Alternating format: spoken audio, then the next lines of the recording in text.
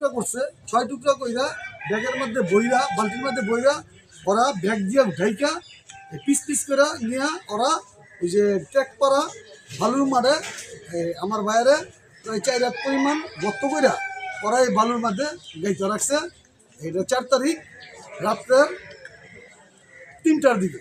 ভাই যারা মারছে ওরা কোনো হ্যাঁ হ্যাঁ হ্যাঁ ওরা হচ্ছে এই নিম্ন সাধারণ লোক, ওই এলাকার স্থানীয় 4 জন, একজন হলো বারাটিয়া।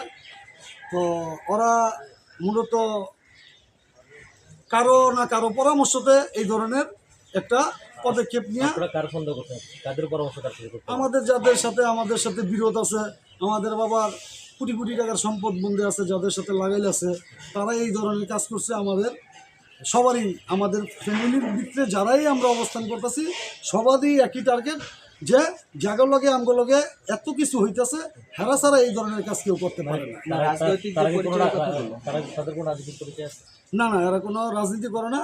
এরা হচ্ছে দীর্ঘদিন যাবৎ আওয়ামী লীগের লোকজন নিয়ে ওরা আমাদের জায়গা জমিনে হুমকি টুমকি দিত, মারধর করতো, মামলা শুধু মামলা দিত। আচ্ছা, এই জায়গাটা কি জায়গা? এই জায়গা হচ্ছে আমার দাদা সাতকলা দলিলে 1925 সালে কিনা জায়গা।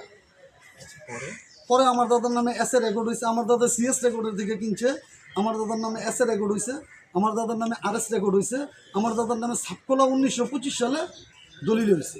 দলিল মানে বলে আমরা মালিক।